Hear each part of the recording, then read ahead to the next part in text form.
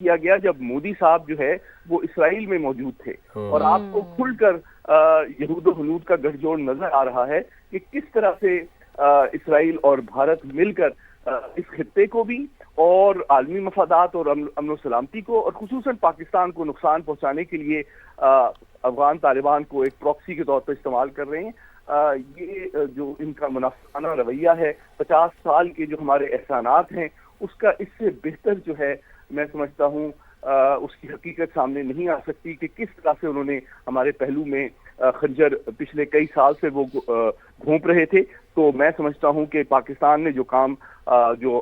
فیصلہ کیا ہے اور ایک فیصلہ کن کارروائی جو شروع کی ہے ایئر پار کے ذریعے سے اور زمینی افواج کے ذریعے سے، میں سمجھتا ہوں اس کو پائے تکمیل تک پہنچانا ضروری ہے، کیونکہ افغان سرزمین میں ان کی جو مسلح تنظیم افغانستان کے عوام اور ان کی سرزمین پر قابض ہے، جس کی کوئی لیجیٹیمیسی نہیں ہے، جس کی عوام میں کوئی سنوائی نہیں ہے، کوئی نمائندگی نہیں ہے، تو میں سمجھتا ہوں کہ یہ تو دراصل افغان عوام کے حقوق اور آزادی اور ترقی خوشحالی کی جنگ ہے جو پاکستان ان کے لیے لڑ رہا ہے۔ تو بالکل ضروری ہے کہ افغان عوام جو ہے بھرپور پاکستان کا ساتھ دیں تاکہ اس مسلح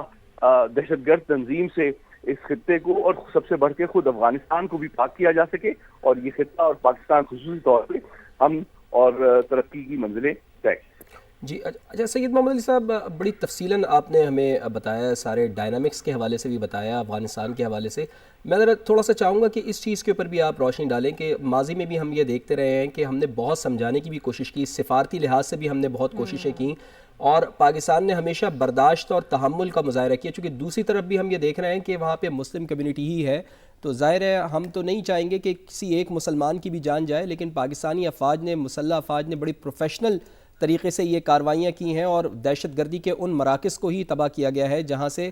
پاکستان میں دراندازی کی کوششیں کی جاتی ہیں۔ لیکن اب ماضی کو دیکھتے ہوئے کیا آپ سمجھتے ہیں کہ یہ افغان طالبان رجیم کسی کی بھی بات سننے کے لیے تیار ہے؟ گو کہ سفارتی کوششیں بھی ہم نے کر کے دیکھ لیں، بلکہ جن کی بات یہ سنتے ہیں علماء اکرام کی بھی ہم نے ان کو بھی بیچ میں ڈالا ہے، ان کو بھی بات کرنے، ہم نے کہا کہ بھئی آپ ان سے بات کریں، لیکن یہ تو ان کی بات سننے کے لیے تیار نہیں ہے۔ تو پھر کیا اس کا حل یہی ہے کہ ان کو اسی طریقے سے نیست و نابود کیا جائے، یا پھر بات چیت کا دروازہ کہیں نہ کہیں کھلا ہونا چاہیے؟ بہت اہم سوال کیا آپ نے۔ دیکھیے، اور بڑی امپورٹنٹ بات آپ نے اپنے ناظرین سے شیئر کی کہ جناب کچھ عرصہ قبل جو تقریباً 1000 کے قریب انتہائی جید علماء تھے تمام مکاتب فکر کے، ان کی ایک نشست جو ہے وہ کابل میں ہوئی تھی، اور خود انہوں نے زور دیا تھا افغان طالبان پہ کہ دہشت گردی جو ہے اور کسی مسلمان کا جو ہے خون بہانا، ان کی جان مال اور عزت کو خطرے میں ڈالنا، وہ اسلام کے منافی ہے۔ اس میں خود افغان طالبان کے چیف جسٹس نے بھی شرکت کی تھی۔ جی ہاں، جی ہاں۔ لیکن یوں لگتا ہے کہ وہ جو بھارتی اور اسرائیلی جو فنڈنگ ان کو مل رہی ہے، اس کے عوض انہوں نے اپنا دین، ایمان، عقیدہ سب کچھ بیچ دیا ہے، اور اسی وجہ سے آپ نے دیکھا کہ کھلم کھلا جس طرح سے وہ پاکستان کے خلاف دہشت گردی کی پالیسی اپنائے ہوئے تھے بھارتی فنڈنگ کی ایما پر، تو پاکستان کے لیے یہ میں سمجھتا ہوں کہ آخری آپشن تھی۔ یہ پاکستان کی پہلی آپشن نہیں تھی۔ آپ نے سفارتکاری کی بات کی، تو یقینی طور پہ پاکستان نے پوری کوشش کی کہ سفارتی ذرائع سے براہ راست بھی اور بالواسطہ بھی ان کو قائل کیا جائے کہ ایک ذمہ دار ریاست کے طور پر بہیو کریں، دہشت گرد تنظیم کے طور پر بہیو نہ کریں، عالمی دہشت گردی کی سرپرستی نہ کریں، اپنے عوام کی ترقی، خوشحالی اور بحالی پر فوکس کریں۔ لیکن ان تمام کوششوں کو انفارچونیٹلی ان کی ہٹ درمی کی وجہ سے اور بھارت کے بڑھتے ہوئے اثر و رسوخ کی وجہ سے کامیابی نہیں ملی۔ تو اس لیے میں سمجھتا ہوں پاکستان کی جان مال اور عزت کا دفاع جو ہے، پاکستانی افواج جو ہے نہ صرف اس کا عزم رکھتی ہیں بلکہ اس کی صلاحیت رکھتی ہیں، اور اگر ہم دنیا کی چوتھی بڑی طاقت کو چند گھنٹوں میں دھول چٹا سکتے ہیں، جس کا صدر ٹرمپ نے بھی اعتراف کیا ہے اور ہر ہفتے وہ کرتے ہیں، تو میں سمجھتا ہوں افغانستان کو بہت جلدی معلوم ہو جائے گا کہ ہمارے صبر کا پیمانہ لبریز ہو چکا ہے، اور اب ہم جو ہے مزید جو ہے نقصان نہیں اٹھانا چاہتے، اور ہم ان کو ایک عبرتناک سزا دیں گے، اور ہر اس شخص کو جو پاکستان کے خلاف جارحیت میں یا دہشت گردی میں ملوث ہوگا، اور انشاءاللہ ہماری عوام، ہماری فوج، ہمارے انٹیلیجنس ادارے، ہماری حکومت مل کر اس فتنے سے افغان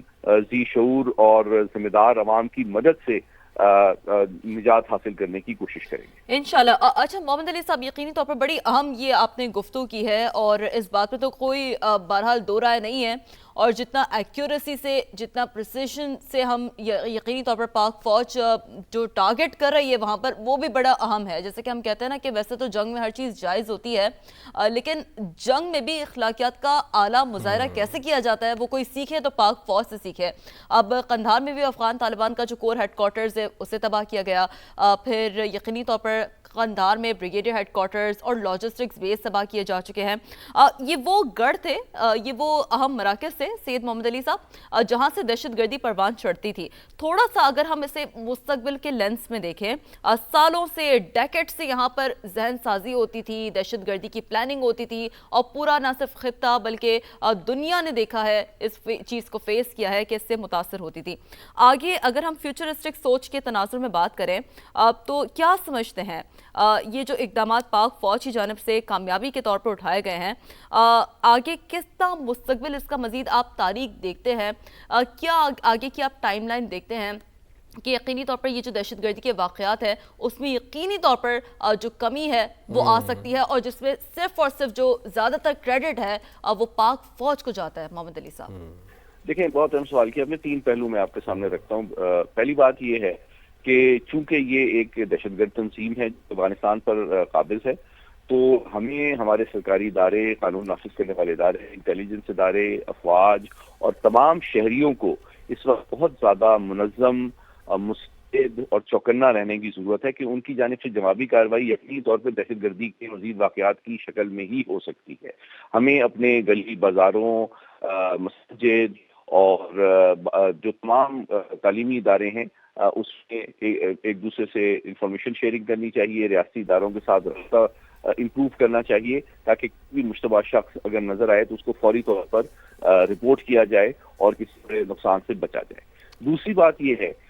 کہ میں سمجھتا ہوں کہ پاکستان کی اس جنگ کے جو مقاصد ہیں وہ بالکل واضح عالمی قانون کے اور عالمی ضابطوں کے اور قومی سلامتی کے عین مطابق ہیں، اور وہ یہ ہے کہ ایک دیرپا اور فیصلہ کن انداز میں افغانستان کے اندر دہشت گردی کے مراکز اور صلاحیت کا خاتمہ۔ تو میں سمجھتا ہوں کہ اس ہمارے مقاصد کی کامیابی اور تکمیل کا فیصلہ خود افغان حکومت کرے گی، کہ اگر وہ سمجھتے ہیں کہ انہوں نے اگر اتنی بھاری قیمت ادا کی ہے دہشت گردی کی سرپرستی میں، پاکستان دشمنی میں، تو کیا وہ مزید یہ قیمت ادا کرنا چاہتے ہیں، یا وہ سمجھتے ہیں کہ نہیں، انہوں نے اب کسی کو تبدیل کرنا ہے، اور وہ چاہیں تو میں سمجھتا ہوں جو ہمارے مشترکہ جو دوست ممالک ہیں جن کے ذریعے سے ہم نے پہلے بھی ان کو قائل کرنے کی کوشش کی کہ وہ ایک غیر سمجھانہ دہشت گردی کی سرپرستی کا طرز عمل ترک کر دیں، چاہے وہ چین ہو، چاہے وہ روس ہو، چاہے وہ سعودی عرب ہو، چاہے وہ ایران ہو، چاہے قطر ہو، تو میں سمجھتا ہوں ان کے پاس یہ آپشن موجود ہے۔ اگر وہ یہ کمٹمنٹ آج بھی دے دیں کہ ہمارا ملک اور سرزمین دہشت گردی کے استعمال نہیں ہوگی، اور ہم اپنی اس پالیسی کو ریویو کرتے ہیں اور اپنے ملک سے دہشت گردی کا خاتمہ کرنا چاہتے ہیں، اور اس کو انٹرنیشنلی نیوٹرل ذرائع سے ویریفائی بھی کرنا چاہتے ہیں، جو کہ پاکستان کی ڈیمانڈ پچھلے مذاکرات کے راؤنڈز میں تھی